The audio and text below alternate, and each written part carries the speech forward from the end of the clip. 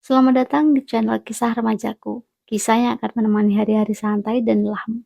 Romantis, sedih, bad ending, sad ending, semua ada di sini. Jadi, klik tombol subscribe untuk mendengar banyak cerita lainnya.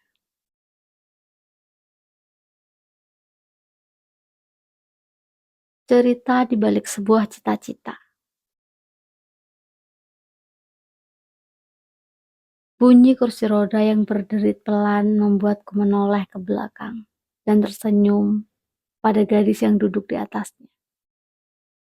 Wajahnya yang tidak menunjukkan ekspresi apa-apa. Tidak juga sakit yang mungkin sedang ia rasakan dalam tubuhnya.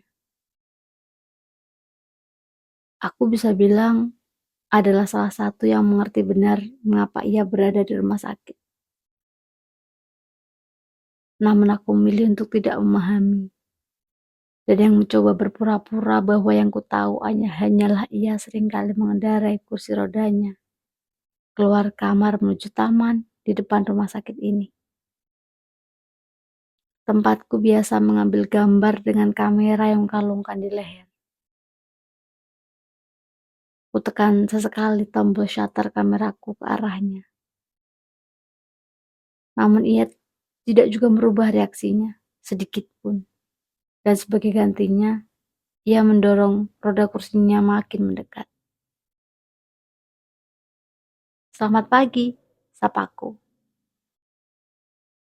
Ia mengangguk pelan untuk menanggapinya. Terlampau jarang aku mendengarnya mengeluarkan suara. "Hari yang baik," ia menunjuk kakinya, yang berarti hari itu tidak terlalu baik. Sementara aku hanya mengernyitkan kening. "Memangnya kenapa?" Sekali lagi ia menunjuk kakinya, diikuti memegang sesuatu berwarna putih. Banyak bahasa isyarat yang ia ciptakan untuk berkomunikasi dengan orang lain. Untuk yang satu ini, berarti bahwa seorang dokter tidak terlalu baik padanya pagi ini. Aku hanya tersenyum menenangkan.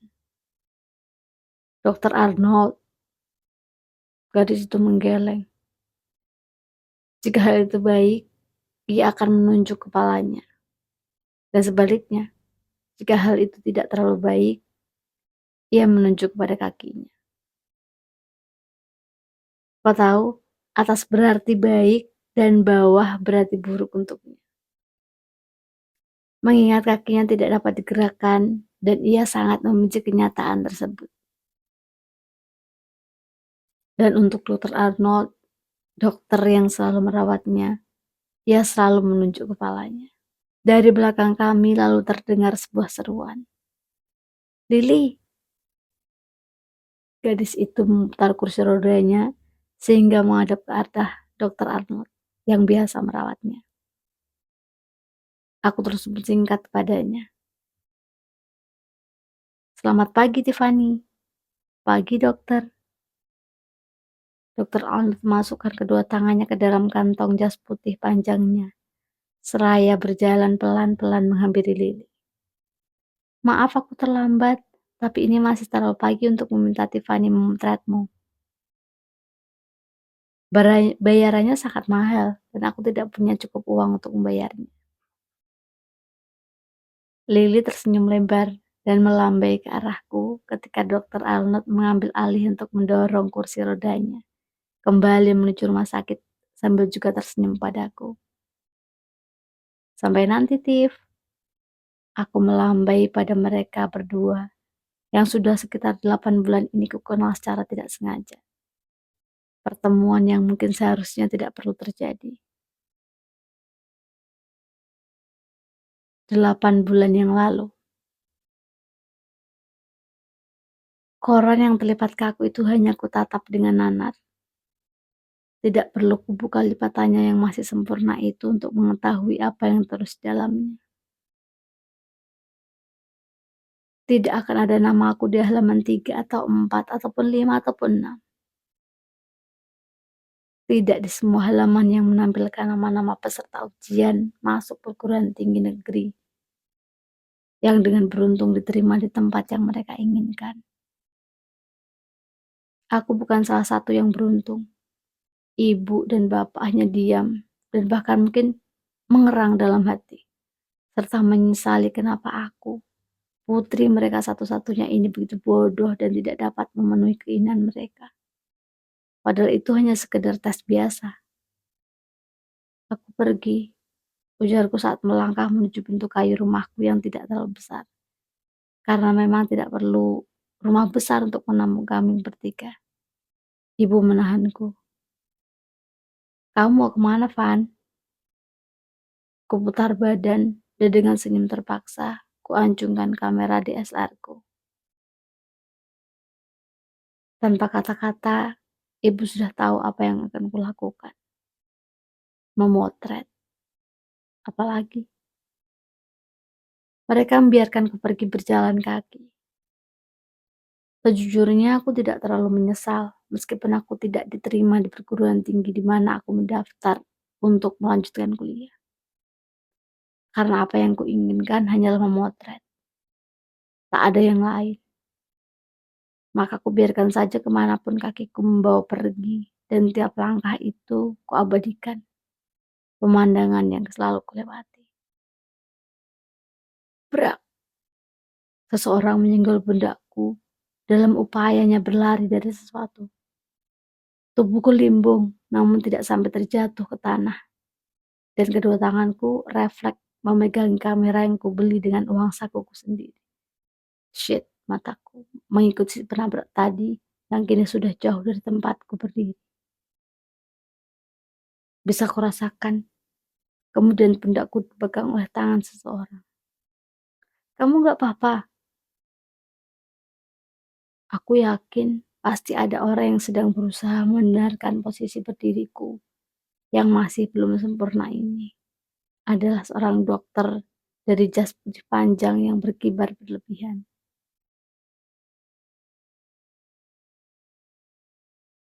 Aku hanya mengangguk menjawab pertanyaan sekaligus juga memandangnya dari atas ke bawah untuk memastikan bahwa ia bukan dokter di rumah sakit jiwa dan orang tadi adalah pasiennya.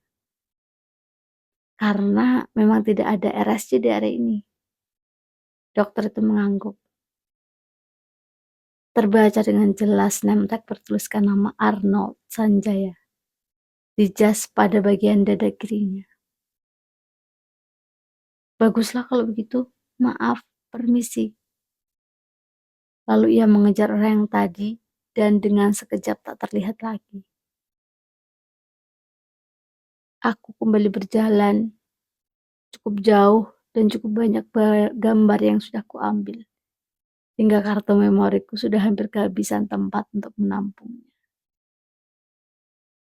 Kudongakkan kepalaku untuk memotret gedung-gedung pencakar langit yang seolah menantang keberadaannya benda-benda penghias angkasa jika malam tiba. Sayangnya saat ini masih siang, lalu terdengar riuh di dekatku. Aku mencari sumber karyawan tersebut dengan bola mataku masih mengintip lewat kamera, hingga menemukan beberapa orang menunjuk ke sebuah atap gedung yang tidak terlalu tinggi yang terletak beberapa puluh meter di belakangku. Demi Tuhan, orang yang tadi menabrakku dan seperti dikejar oleh Dokter Al Sanjaya sedang berada di ujung atap gedung dan seperti siap untuk melompat. Wow, wow, ada apa ini? Setelah aku bisa menemukan keberadaan Dr. Arnold, aku segera menghampiri dan menampar pipinya. Tak peduli ia sedang berteriak-teriak supaya pria tersebut untuk turun dari sana. Dokter Arnold beralih untuk marahiku.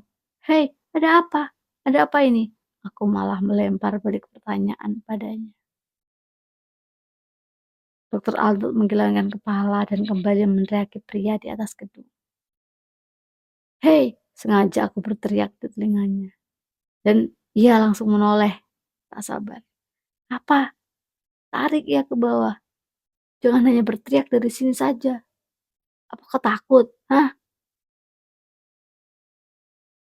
Ia terdiam dan lalu menunjuk ke atas lagi. Ia membawa pisau. Lalu, kau takut terkena pisau ketika menyelamatkannya? Kau yakin kau seorang dokter? Hah? kok tidak lain hanyalah seorang pengecut. Plak! Ia menamparku. Aku tak peduli dengan teriakannya yang menahanku agar tidak naik ke atas sana, dan segera berlari masuk ke dalam gedung menuju atap dan membuka pintu yang gerendanya sudah terbuka untuk mendekat pria tersebut. Dan ia memang bawa pisau. Karena mendengar pintu yang berdecit membuka, ia memutar balik badannya ke arahku sambil mengacungkan pisaunya. Aku tidak tahu kenapa Bapak memilih untuk seperti ini, tapi lebih baik dihentikan. Ini tidak akan menyelesaikan apa-apa. Kamu tidak tahu apa-apa. Kamu masih sangat muda. Pria itu kembali membalikan badannya dan terdengar teriakan dari bawah sana ketika beliau semakin majukan kakinya. Aku kembali memberanikan diri bersuara untuk mencegah ia semakin bergerak maju. Oh ya, saya memang masih muda, dan saya tidak tahu apa masalah yang Anda hadapi. Tapi yang saya tahu adalah hari ini saya tidak diterima di perguruan tinggi yang saya inginkan. Dan tidak terbesit sedikit pun untuk melakukan apa yang Bapak lakukan sekarang. Ekspresi wajahnya mengerikan ketika berbalik menatapku dan bergerak mendekat. Istriku baru saja meninggal karena kecelakaan yang kusebabkan. Anak pertamaku koma, dan anak keduaku, dia mengarahkan pandangannya pada sesuatu di belakangku dan ekspresinya menolak. Bapak, aku menoleh mendengarnya. Gadis kecil itu berjalan, berusaha mendekati pria itu dengan tertatih-tatih. Namun beberapa detik kemudian ekspresinya berubah drastis dalam sekejap. Matanya membulat sempurna dan berkaca-kaca. Mulutnya ternganga dan wajahnya pucat pasi. Bapak, aku berbalik cepat dan pria itu sudah tidak ada di sana. Deh, apa ia terjun? Tapi aku memeluk dengan sangat erat gadis kecil tadi yang masih syok dan berteriak. Karena dengan posisinya tadi, ialah yang melihat dengan jelas bagaimana ayahnya melompat. Gadis itu segera diraih ke dalam pelukan seorang yang tak lain adalah Dokter Arnold. Dia menatapku dan mengisyaratkan agar aku mengikutinya. Diiringi oleh tangis dan jeritan gadis kecil di pelukan Dokter Arnold yang tak habis-habisnya. Ia mulai menjelaskan. Satu keluarga mengalami kecelakaan kemarin siang. Dan istri saputra pertama pria tadi mengalami koma, sementara ia baik-baik saja. Hanya luka kecil yang tak berarti, yang semakin membuatnya merasa bersalah. Putri mereka, gadis ini, Lily langsung mendadak bisu setelah syok karena kejadian tersebut. Ia hanya duduk di luar kamar, ibunya dan tidak menangis. Ia hanya duduk di luar kamar ibunya dan tidak menangis sedikit pun. Namun selalu enggan berdiri. Sampai pada akhirnya aku berusaha menggandengnya untuk berjalan dan ia hanya bisa menyeret kakinya. Karena syok, aku menatap Dokter Arnold dengan tidak percaya. Lalu memandang Lily yang baru saja sekitar usia 7 tahun. Dokter Arnold mengangguk. Pagi tadi, Ibu Lily meninggal.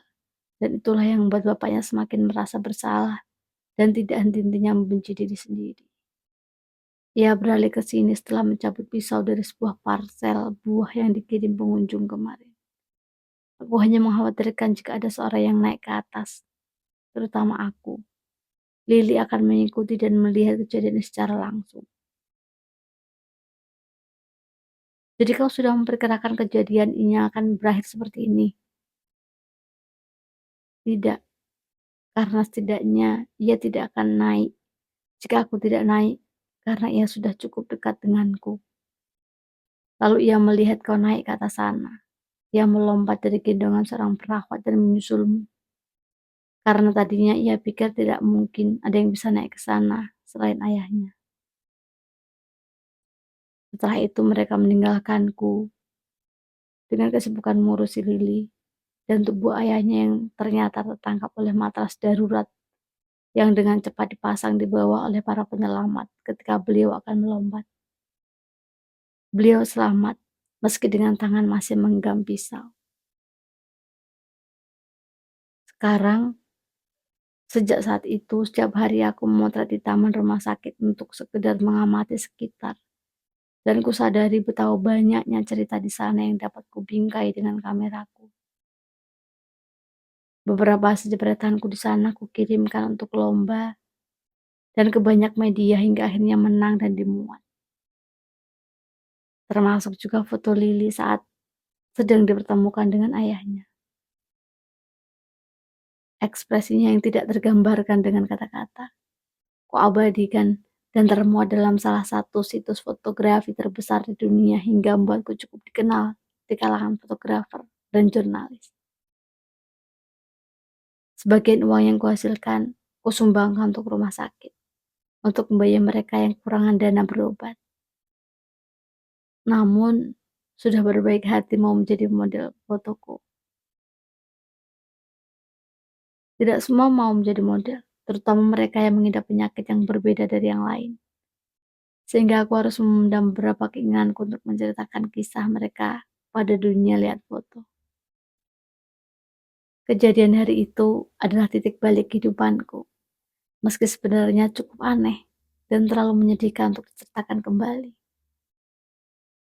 Sampai sekarang Dokter Alnut masih mengupayakan agar Lili mau bicara lagi dengan orang lain. Karena dengan ayahnya pun, ia tidak mau berbicara banyak. Dan juga bagaimana agar ia percaya bahwa ia masih bisa berjalan. Karena menurut diagnosa sebenarnya tidak ada kesalahan apapun pada kedua kaki Lili. Banyak hal yang harus kulakukan hari ini, sehingga aku tidak bisa berlama-lama mengambil gambar di taman.